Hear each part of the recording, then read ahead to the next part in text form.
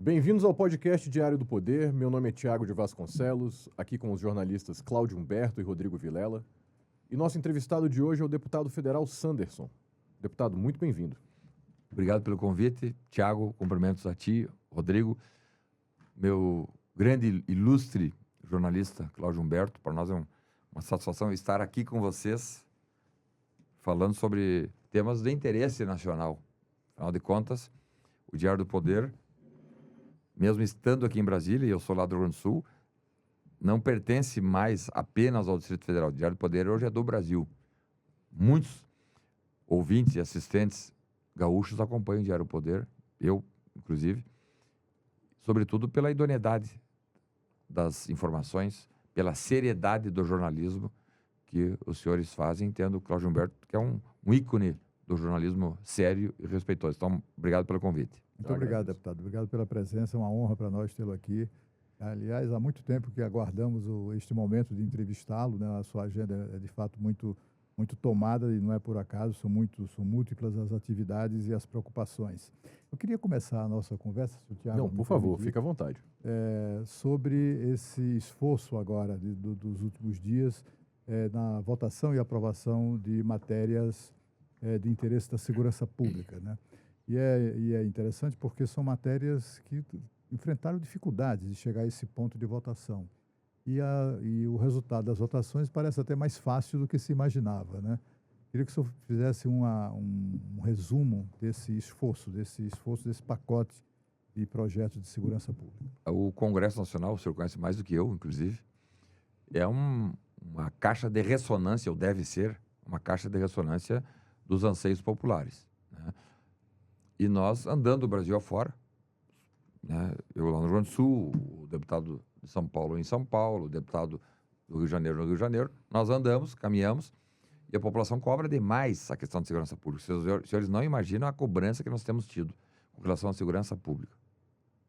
Talvez aqueles que residam nos grandes centros do país, um pouco mais cobrados do que aqueles que estão lá nos cantões, mas o fato é que o parlamentar que caminha, que anda, que está na rua, não estou dizendo o agente político que está enclausurado dentro, por exemplo, de um escaninho do STF ou dentro de um Palácio do Planalto, como o Lula, que não sai às ruas. Mas eu digo, aqueles que andam nas ruas são cobrados diuturnamente com relação à segurança pública. As facções criminosas tomaram conta.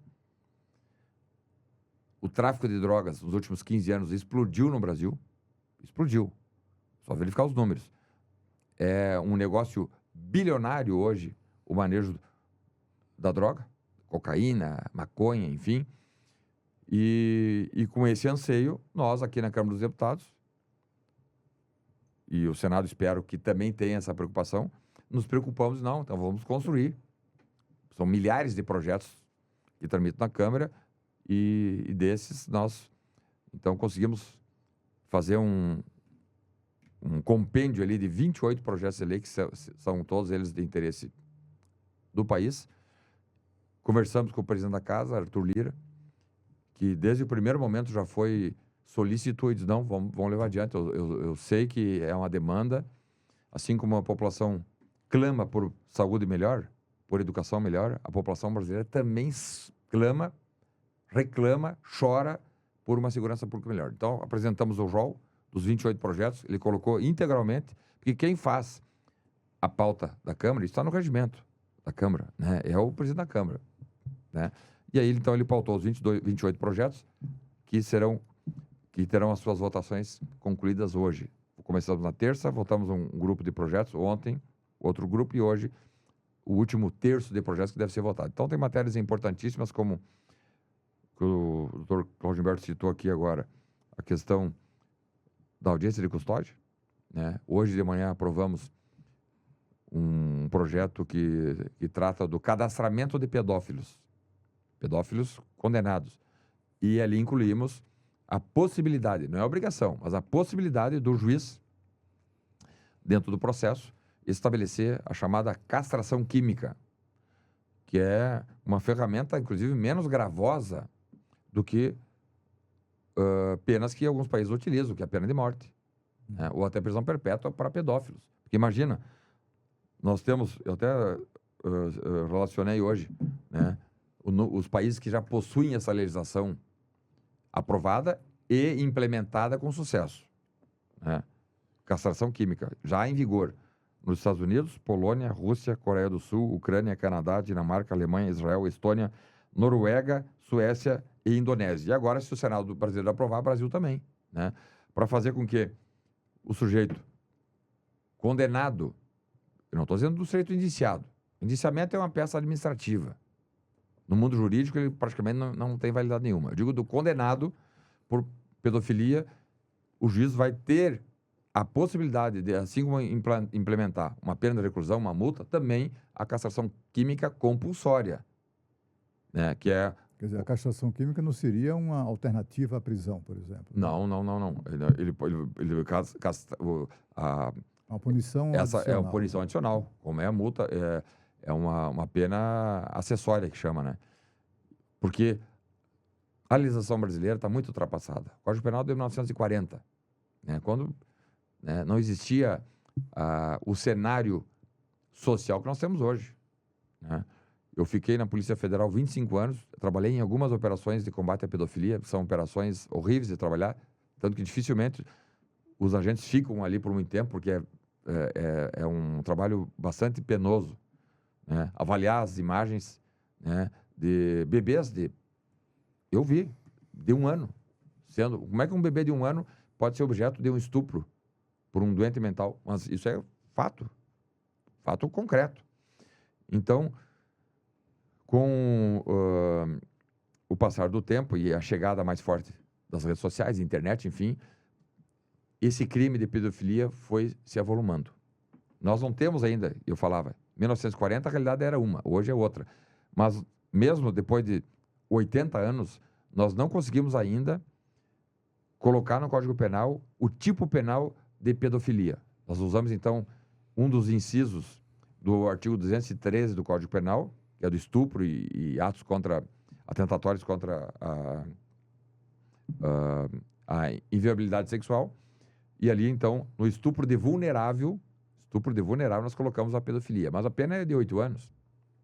Então, o sujeito, sendo primário, pego, como eu disse, estuprando um bebê de 1 ano, com, assim, danificação quase de causar danos irreparáveis àquela criança. Ou matar, né? Ou até matar. A pena de 8 anos, sendo primário, vai cumprir 1/6, ou seja, 1 ano e 8 meses, está na rua, cometendo novos casos, porque nós já temos relatos e documentos científicos de médicos dizendo não, que o pedófilo tem um desvio de personalidade tamanho que ele nunca vai conseguir se recuperar. Ele, tendo a oportunidade, ele vai cometer pedofilia. Então, hoje um avanço importante, mesmo o Código Penal brasileiro não tendo ainda o tipo penal de pedofilia, nós conseguimos incluir, então, como pena acessória, que só pode ser aplicada por um juiz, e ainda com trânsito em julgado, claro. Processo, 1º grau, 2º grau. Vejam, se facilitar, perde até o objeto, porque o pedófilo tem que ser submetido a uma situação dessas imediatamente.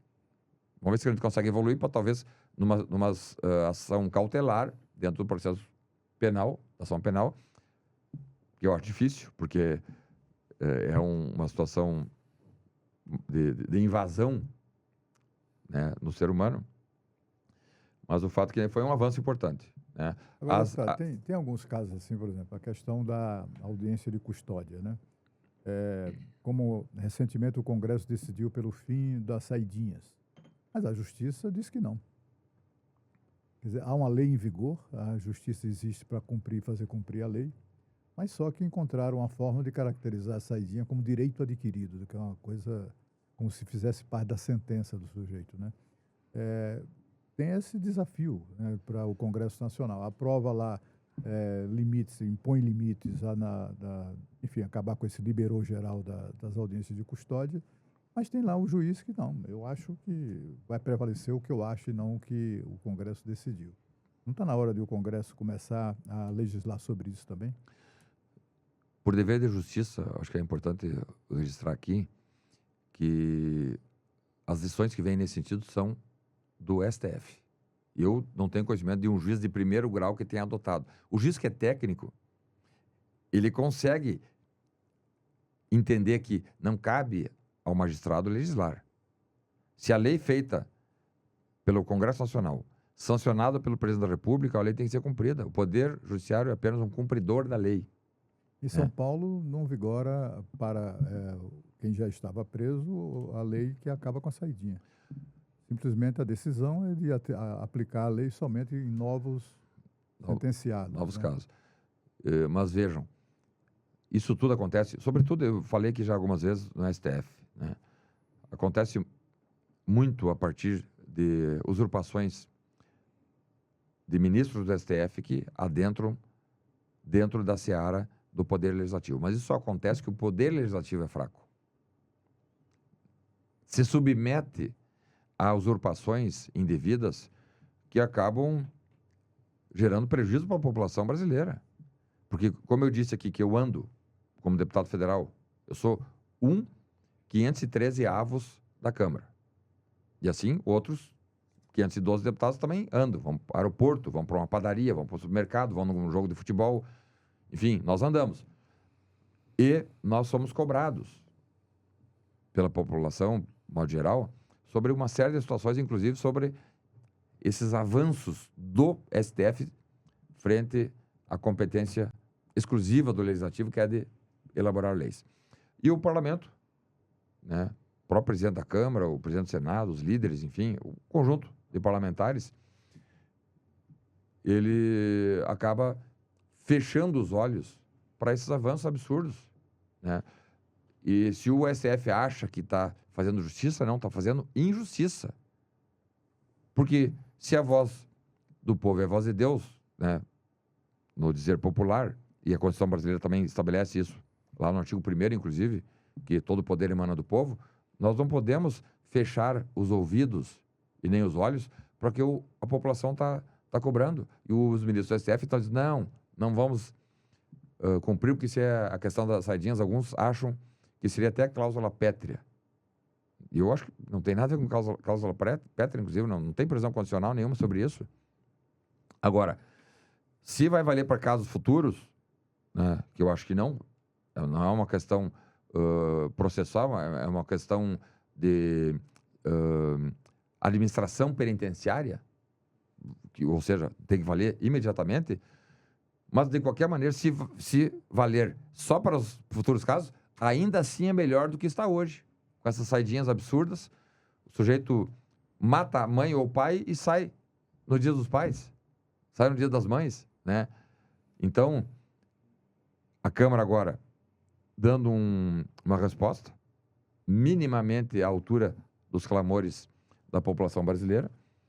Ontem aprovamos também, projeto de minha autoria, a obrigatoriedade da implantação de bloqueadores de sinal para telefonia móvel, telefonia celular, para todos os presídios do Brasil. É uma norma cogente que obriga os administradores, sejam federais ou estaduais. Nós não temos presídio municipal no Brasil, mas obriga os administradores dos presídios do Brasil a implantarem bloqueadores de sinal para evitar que os chamados escritórios do crime, que são hoje, as cadeias hoje viraram escritório do crime. Dali, eles planejam e determinam execuções, latrocínios, tráfico de drogas, assalto a bancos, e todo mundo sabe disso. O administrador do presídio sabe disso, o juiz da comarca da várias execuções sabe disso. As autoridades maiores do Brasil sabem disso e ninguém faz nada. Só importante, acho que é importante destacar, deputado, que até o momento não existe nenhum tipo de obrigação legal, nem administrativa por parte dos estados ou da União de bloquear sinal de celular em torno de qualquer presídio. O deputado estava falando com a gente aqui antes de a gente começar a gravação, mas que os 5 presídios federais já têm os bloqueadores de sinal de celular. Entretanto, os mais de 1.400 presídios estaduais, nenhum deles tem esse tipo de tecnologia, o que, né, em pleno 2025, praticamente, já estamos, parece um tanto absurdo. Deputado, eu queria saber, então, a avaliação do senhor também sobre o tal Sistema Único de Segurança Pública que é o SUS da segurança pública. Me parece que o governo federal apostou nisso como forma de adentrar aí essa esfera, que eles são muito mal avaliados, né? A administração petista muito mal avaliada. Mas como é que o senhor avalia o SUSP e como é que isso está na Câmara dos Deputados? O SUSP foi uma inovação já atrasada, porque em 88 se estabeleceu no tripé do serviço público educação, saúde e segurança. A educação e a saúde tiveram leis orgânicas estabelecidas, leis gerais, mestras, que foram levadas adiante. Com a criação do SUS, da saúde e da educação também, a lei de diretrizes e bases, enfim. E na segurança pública até hoje, 35 anos depois, nós não tínhamos esse instrumento ordenado sobre segurança pública. Então, no governo Temer, foi votado a criação do SUSP e ali foi aprovado, enfim. Mas até hoje, nenhuma norma estabelecida foi uma lei, dentro dessa lei foi levada em prática. Então, até agora, de 2018 para cá, letra morta. Não existem recursos para as polícias do Brasil. Nós não temos um Ministério da Segurança Pública. O Ministério da Justiça faz às vezes, quando deveria ser o contrário. Ministério de Segurança Pública e Justiça, porque se pegar dentro do Ministério da Justiça hoje, a Polícia Federal está ali, Polícia Rodoviária Federal, Polícia Penal Federal, Força Nacional de Segurança. Tudo que fala sobre o Ministério da Justiça é segurança. Justiça mesmo é pouca coisa. Mas no Brasil não tem Ministério da Segurança Pública. Não tem orçamento para isso. Enquanto a saúde pública tem um orçamento hoje só do âmbito da União, já que a saúde é separada em 3 cotas, só da União em torno de 200 bilhões de reais. A educação a mesma coisa, algo em torno de 200 bilhões. A segurança pública, quanto? 0, nem um centavo. O Ministério da Justiça tem orçamento para pagar os servidores do Ministério da Justiça.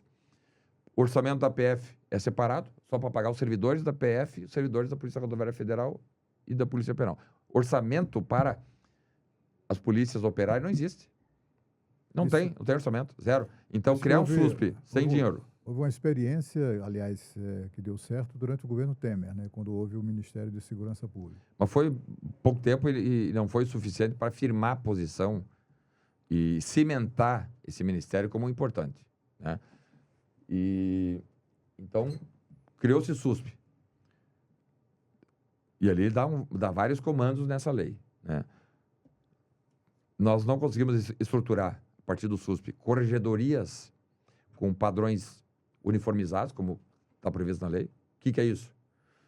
Estabelecer que a corregedoria da Polícia Militar, da Polícia Civil, da Polícia Federal, da Polícia Rodoviária Federal, por exemplo, tem o mesmo critério de indicação do corregedor, né? Que não seja uma indicação política. Que as academias formadoras dos policiais têm o mesmo padrão. Hoje, a Polícia Civil, a Polícia Militar do Rio Grande do Sul tem um padrão, a Polícia de Academia, de Formação, a Polícia do Acre, ou do DF, ou da Bahia, tem um outro padrão. Não quer dizer que seja melhor ou pior, mas poderia unificar, é simples de unificar, fácil de unificar. Eu tive a oportunidade de ser professor na Academia Nacional de Polícia da Polícia Federal, e ali nós conseguimos, na Polícia Federal, unificar, até porque é uma polícia única no Brasil. Todo policial federal que faz todo cidadão brasileiro que faz o concurso para a Polícia Federal passa pela Academia Nacional da Polícia Federal em Brasília, formação de 6 meses mais ou menos, e ele obrigatoriamente precisa atingir um nível de pontos que tem avaliação para ele poder ser nomeado policial. Então, todo policial federal, do Chuí ao Oiapoque, tem a mesma formação. Então, ele vai saber sobre direito penal, sobre processo penal, sobre direitos humanos, sobre direito constitucional, sobre manuseio de armas, sobre abordagem policial, tem o mesmo conhecimento.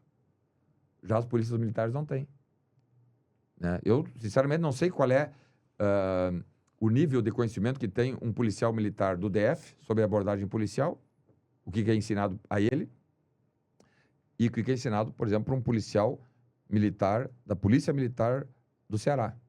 E olha que eu vivo nesse mundo há 25 anos, né? Presidi a Comissão de Segurança Pública da Câmara até março desse ano, sou um dos coordenadores da Frente Parlamentar de Segurança Pública, convivo com isso aí, e a gente não tem essa certeza de que o policial do Estado X tem a mesma formação, ou tem a mesma qualidade de formação do que o Estado Y? Se me perguntar, eu vou dizer, não sei.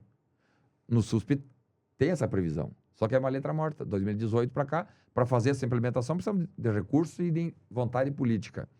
No nosso governo, eu era um dos vice-líderes também, inclusive do governo Bolsonaro, né? Não quero tirar responsabilidade dos meus ombros e dos nossos ombros, mas nós enfrentamos uma pandemia. Foram 2 anos, ou melhor, 3 anos, porque o último ano foi de eleição com pandemia. Nós tivemos 2019 para organizar o país e já nos deparamos com a pandemia. Então, foram 2 anos que nós só tratamos de saúde pública. Nós tínhamos projetos importantes para a segurança pública. A ideia, inclusive, do presidente Bolsonaro era, na época, criar o Ministério da Segurança Pública. Eu participei de reuniões, inclusive, com indicação de nomes, de quem seria o ministro da Segurança Pública para especializar e focar atenção estatal e governamental para a segurança pública. Mas daí fomos atropelados pela pandemia, perdemos a eleição, enfim, o novo governo que assumiu indicou alguém que não sabia nada de segurança pública, que era Flávio Dino.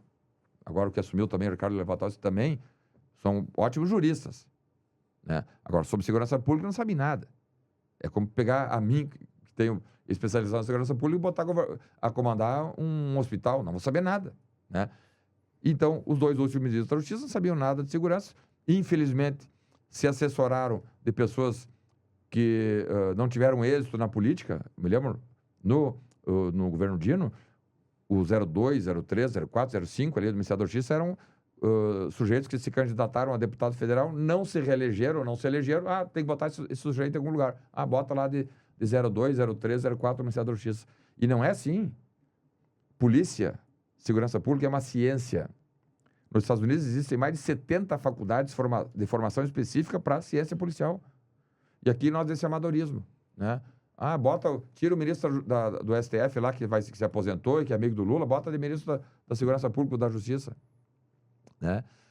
Então, o SUSP no papel existe, na prática é algo inócuo, não existe nenhuma padronização, não existem recursos financeiros, nós temos um desânimo no âmbito das polícias militares, sobretudo. Ontem, conversando com alguns comandantes, né? Porque há uma preocupação. Ontem, o ministro Ricardo Lewandowski encaminhou para o Parlamento Brasileiro, publicou, né, um decreto regulando como as polícias militares devem se portar com relação à abordagem policial, né? Eu conversei com alguns, eu já tinha uma minuta de projeto, né, e encaminhei para alguns comandantes que examinaram, fizeram sugestões, e eu estou apresentando ainda hoje um projeto de lei tratando sobre como deve ser a abordagem policial no Brasil, tendo por base a realidade brasileira, mas copiando, no direito comparado, as melhores práticas policiais do mundo inteiro. E aí, alguns comandantes disseram, deputado, tudo bem, vamos apresentar, mas e o salário?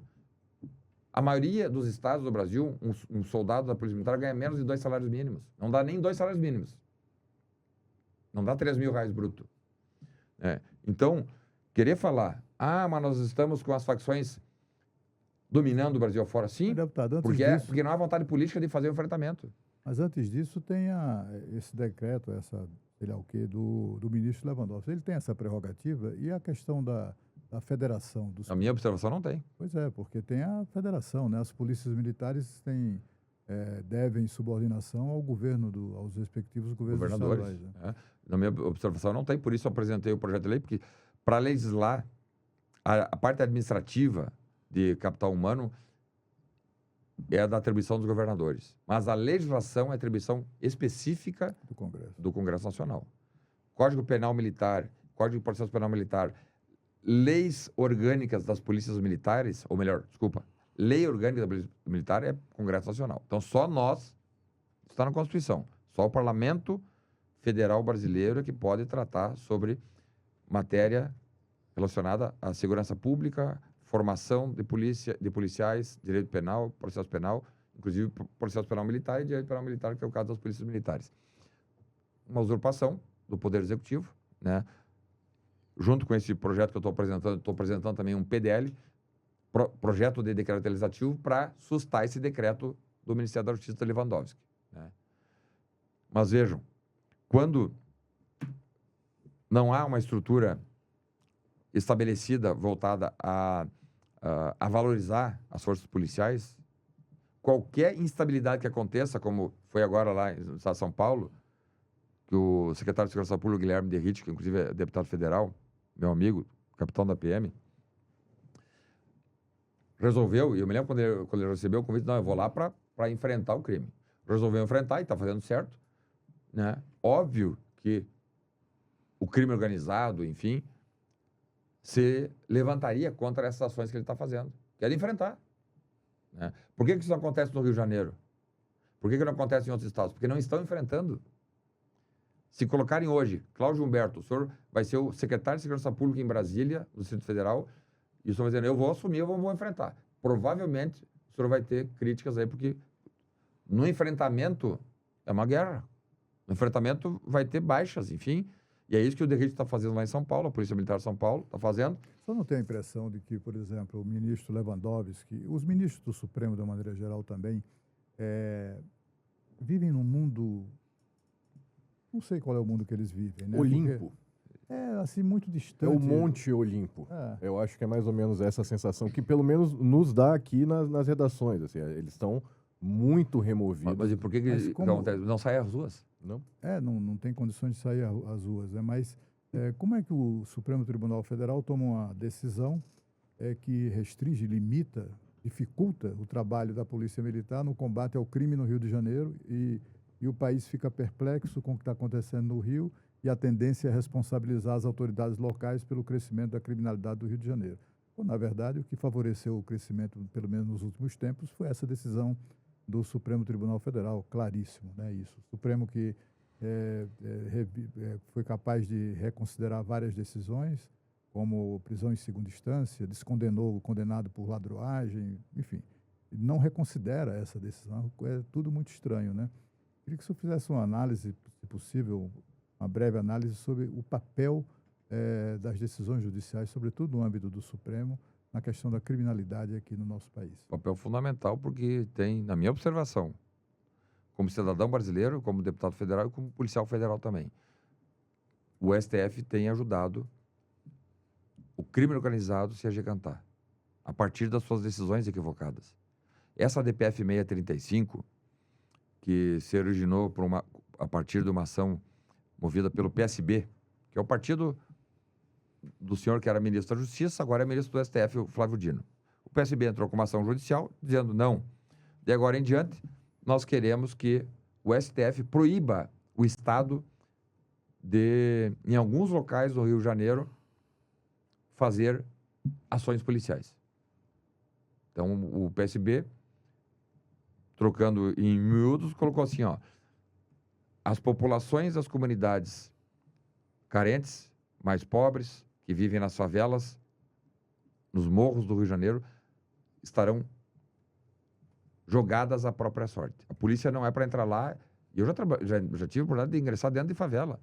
Né? Quem manda ali, né, são as facções, com todo tipo de atrocidades. Eu falo aqui de um traficante chegar numa casa e a menininha ali de 12, 13, 14 anos, ela vai ser namorada ou mulher do traficante fulano. Se o pai não deixar, mata um pai. Então, quando o PSB entra com essa ação e o ministro Fachin, liminarmente, uma decisão monocrática, diz, não, eu acato a decisão e vou proibir. A polícia, o Estado, não é mais para ter jurisdição ou atribuição dentro das comunidades.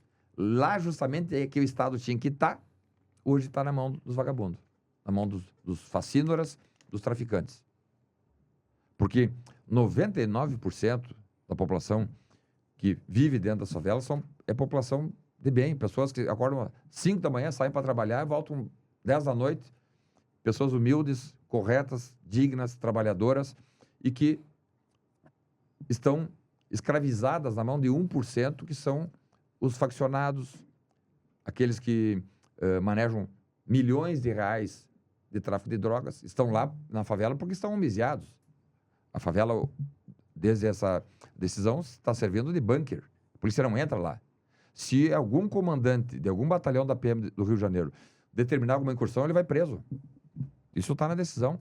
Então, o Fachin vai lá, dá a liminar, depois essa liminar foi confirmada pelo colegiado de ministros do STF, e aí nós estamos nessa situação, né? Ano passado, a Comissão de Segurança Pública da Câmara esteve em Salvador, numa diligência externa, porque a Bahia também se encaminha para um cenário parecido com o do Rio de Janeiro, e lá nós, em diligência externa, conversamos com o secretário de Segurança Pública do governo da Bahia, com o comandante da PM, a chefe da Polícia Civil, a delegada, e eles disseram, não, a Bahia está se encaminhando, né, a passos largos também para o mesmo regime do Rio de Janeiro. Descontrole total no que diz respeito à segurança pública. E o que me chamou a atenção, eles disseram, inclusive os líderes baianos do tráfico de drogas não estão mais nem na Bahia. Estão lá nas favelas do Rio de Janeiro, homiziados, porque lá ninguém pode entrar. Isso aí, no meio policial, é uma piada até. E até eles descobrem, pô, deputado, eu sou o delegado aqui, eu sou o comandante do batalhão, eu não posso fazer nada. O senhor que é deputado pode fazer. E por que não faz? Eu digo, olha, a Câmara dos Deputados não tem, está na Constituição, não tem atribuição para chamar um ministro do STF e dar impeachment nele em caso de abuso. O Senado é que tem. Né? Mais uma vez, não estou tirando responsabilidade da Câmara dos Deputados. O fato é que é o Senado que tem, nessa situação específica, né, com uma decisão esdrúxula, teratológica, herética, como é essa decisão da 635, que o Estado não é para entrar nas comunidades para proteger a menininha que ia ser viciada lá e todo tipo de abuso. Isso aí era caso de impeachment de ministro do STF. O Senado chamar o ministro. Ah, mas é colegiado. Chama todo o colegiado, então. Ano passado, quando eu estive lá em El Salvador para conhecer o sistema prisional, que eu conversava aqui antes, e o Nayib Bukele, que é o presidente, quando ele chegou, eles conversando conosco, ele tinha uma situação similar lá em El Salvador. Lá são 22 ministros do STF. Ele e o Congresso, a pedido da população, afastaram 5 ministros do STF, retiraram-nos dos cargos e botaram na cadeia. Eles estão na cadeia até hoje. Porque vendiam sentenças, porque tinham esquema com narcotráfico, porque corrompiam autoridades. Né? Então, nessa situação, né, de decisões absurdas do STF, com reflexo direto na população, porque é só pegar os números. Os últimos 4 anos, quando a decisão saiu, foi na pandemia, 2020, justamente nesses últimos 4 anos que a coisa meio que degringolou, perdeu-se o controle total. Né? A criminalidade enxerga, não, agora nós podemos tudo, porque, inclusive, no nosso território que a polícia não entra. Entra em qualquer lugar, menos aqui no nosso território. Então, isso é algo ruim, que coloca o Brasil hoje, em âmbito mundial, como... Eu, na verdade, não conheço outro país que tenha um regime similar ao do Brasil. Agora, deputado, por que certas pautas, especialmente parece que essas voltadas à segurança pública, elas encontram uma certa resistência de avançar efetivamente? A gente tem um voo de galinha ali, que a pauta, o projeto, enfim, de endurecimento da legislação até passa em alguma comissão, mas ele não vai muito além daquilo ali. Por exemplo, esse clamor que nós temos da redução da maioridade penal é uma coisa que a coisa anda ali até um certo ponto. Tem uma PEC no Senado, na CCJ do Senado também, que está desde o começo do ano aguardando o relator, isso não anda. Ela perdeu a validade, sabia? Pois é. Perdeu a validade. Passaram-se 2 mandatos, 2 legislaturas, 4 mais 4, e essa PEC não vale mais. Aí, assim, passou na Câmara e o Senado deixou caducar.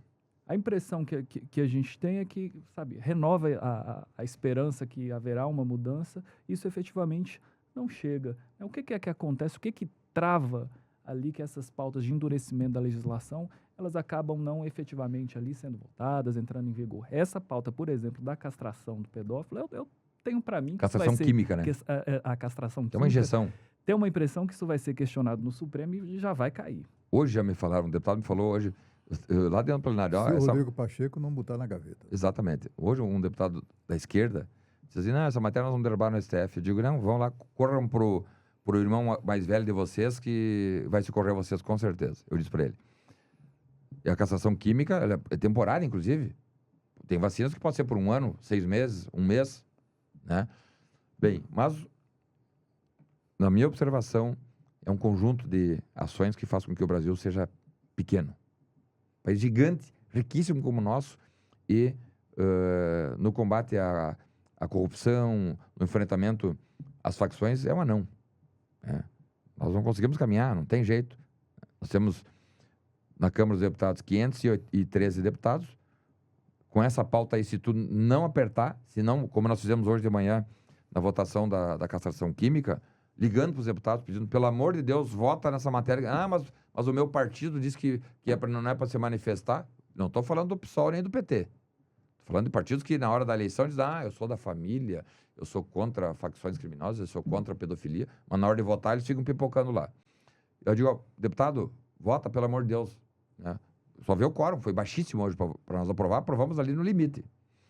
Então, esse conjunto de covardia, rabo preso, má vontade com a população brasileira, que faz com que o Brasil seja, hoje, como eu dizia antes, no que diz respeito ao enfrentamento das facções, um pária mundial. Aqui não se faz nada para enfrentar o crime. Nada se faz para enfrentar o crime. As polícias são desincentivadas. Conversei com um amigo meu, oficial da Polícia Militar de São Paulo, e falou assim, a tropa está toda desmotivada. Ninguém mais quer, depois dessas ações lá em São Paulo, de botar para rua, enfim, de pegar um caso isolado de um mau policial. O policial que pega um sujeito e joga ponte abaixo, ele não é um policial. Ele é um amador fardado. Né? É um cidadão despreparado que botou uma farda, uma arma na cintura e saiu para a rua. Ele não é um policial. Policial é outra coisa. Mas, deputado, a gente tem, na situação que eu citei agora do senador, presidente do Senado, né, Rodrigo Pacheco, ele tem esse comportamento. Né? Ele engaveta qualquer matéria, as matérias de uma maneira geral que chegam da Câmara, mas sobretudo na área de segurança pública. Contam-se nos dedos, talvez nem existam dedos para serem contados, os projetos que, aprovados na Câmara, na área de segurança, foram votados no Senado. Ele simplesmente mete na gaveta. O que é isso? Ele tem rabo preso com alguma coisa? Ou é covardia, como dizem? Né? Pessoalmente, eu não conheço o Rodrigo Pacheco, ele é lá de Minas Gerais. Né? Agora, conversando com deputados de Minas, diz que o conceito dele lá é baixíssimo, né? Diz que ele não sai na rua. Alguns falam que ele, inclusive, desistiu da política, que ele não concorda mais a nada. Né? Ele próprio já admitiu, disse que não volta então, a ser candidato. Hoje, inclusive, almoçando com uns amigos, né? E lá do Rio Grande do Sul, que estão aqui, e aí eu perguntei como é que vão para a eleição, não sei o que, ele me perguntando, né, se eu, no caso, deputado Sanders, vou à reeleição como deputado, vou a senador, enfim, ele me falou assim, eu para deputado não me interessa quem vai ser, não quero nem saber de deputado. Um amigo meu que não é da política, né, eu quero senador, nós precisamos eleger senadores. Esse é o sentimento hoje do Brasil. Se não eleger um deputado, eles não estão nem aí. Precisamos eleger senadores decentes, dignos, que tenham coragem para chegar lá e fazer com que essa medida, essa PEC que foi aprovada na Câmara e ficou 2 legislaturas paradas no Senado e dela caducou. Perdeu o objeto. Vai ter que ser uma nova PEC, tramitar na Câmara, obtermos em 2 turnos 308 votos e ir para o Senado. E mesmo assim, essa PEC da maioridade penal, a diminuição da maioridade penal, era só para casos hediondos. E essa PEC tramitou 28 anos. Exato. Né? E caducou. Não vale mais. Né? Quando todo mundo, né, Europa, Estados Unidos, enfim, trata o jovem infrator hoje de forma diferente do que tratava lá em 1940, quando a legislação brasileira penal foi construída. Um jovem, em 1940, tinha uma percepção de mundo. Hoje, com 17 anos, 16 anos, ele tem uma outra visão. Eu, guri, lá no interior do Rio Grande do Sul, com 16 anos, não sabia nem caminhar. A minha filha, hoje, com 16 anos, fala inglês, fala espanhol, sabe tudo. Então, não fazer essa adequação, essa modernização, é um crime que se faz contra a população brasileira. Né? O Senado Federal recebeu, por exemplo, já faz 3 anos, um projeto de lei, de minha autoria também, que nós tipificamos o chamado novo cangaço, que é o nome em iuris, domínio de cidades. Introduz no Código Penal, porque nós temos hoje só como roubo domínio de cidades, que é o novo cangaço, roubo, artigo 157, pena média de 10 anos. Nós estabelecemos agora uma pena de média de 25 anos, com caso de morte pode ir a 40, né? Porque com o chamado pacote anticrime, que nós aprovamos no governo Bolsonaro em 2019, o ministro era o Sérgio Moro, nós autorizamos as penas irem até 40 anos. Eram 30, agora 40 anos. Então, nesse projeto do novo cangaço, tem uma nuance toda diferenciada, a pena pode ir até 40 anos. Aprovamos, com muita dificuldade, porque a esquerda votou contra. Aprovamos. Está 3 anos parado lá no Senado. Já falei com o presidente da Comissão de Segurança Pública do Senado, que é o senador Petecão. Falei com o senador Sérgio Moro, com outros senadores que são da pauta, mas a matéria não anda. Alguns me disseram, não anda porque lá tem o presidente da CCJ, que é o tal de Alcolumbre, que não quer saber de nada que enfrente o sistema. Qualquer medida que for adotada e que possa, de alguma maneira, movimentar negativamente o sistema, ele não leva adiante. Né? Isso dito por um senador para mim. Eu nem conheço o senador Alcolumbre. Então, nesse cenário de dificuldade, nós temos que focar realmente toda a atenção nas eleições, Cláudio Humberto, federais de 2026 no Senado. Fazer com que, então, já que esse Senado não tem força, não quer fazer as transformações, não quer cumprir o seu papel constitucional, vamos então eleger senadores que queiram fazer. Possível que num Brasil de 200 milhões de habitantes não tenha 81 cidadãos que queiram fazer, que tenham coragem de dizer, não, eu vou lá e vou enfrentar. Ah, mas o STF, mas a imprensa, mas a Câmara, a Avenida Paulista, sei lá, vamos fazer um enfrentamento. Por que o Brasil, sendo a 10ª economia do mundo, sendo o 10º país mais rico do mundo, precisa conviver com fome, com falta de educação, falta de saúde, com um policial militar ganhando 2 salários mínimos, que se transformando em dólares, que dá o quê? Quanto é que dá? 200 dólares? 300 Quando um dólares. policial inicial nos Estados Unidos não ganha menos de 5 mil dólares. Fora as vantagens que ele tem de casa, sem imposto, carro, veículo, etc. Por que um policial militar, que é o Estado ali representado, precisa ganhar 3 mil reais, dá quanto?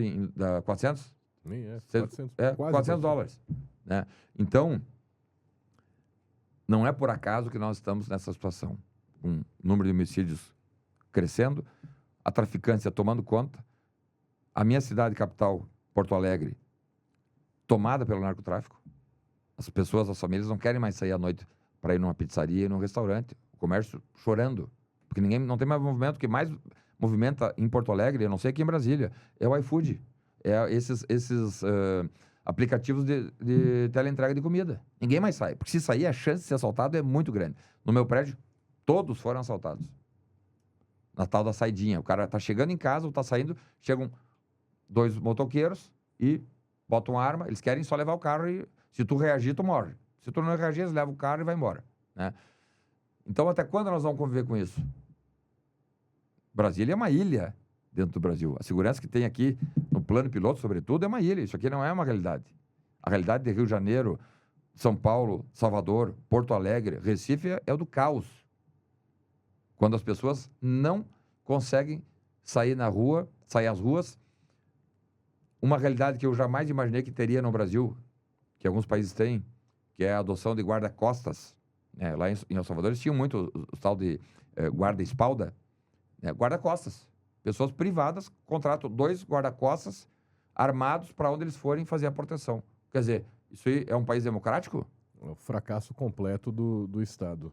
Deputado, a gente está chegando no fim do nosso horário. Eu queria agradecer a presença do senhor aqui e já deixar aberto para um retorno breve para a gente. Eu imagino que agora só em 2025. Muito obrigado, Diário do Poder. Eu sou fã de vocês. Olhem meu Instagram, eu estou sempre postando e publicando o Diário do Poder porque tem idoneidade.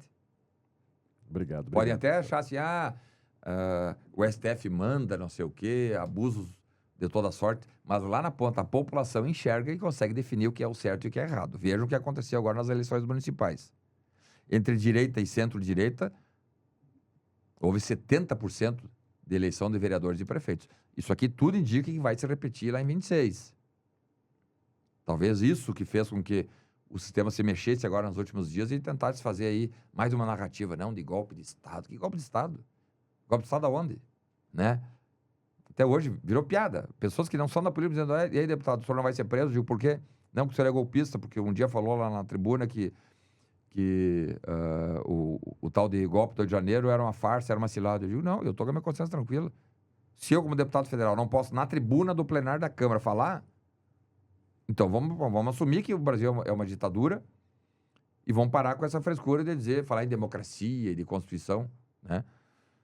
É verdade. E o Deputado. Diário do Poder nos representa porque leva adiante essas pautas sérias. Muito obrigado. Essa cadeira é sua. Bom, obrigado. Disponha dela. Exatamente. Obrigado. Muito Obrigado, deputado. Parabéns para vocês.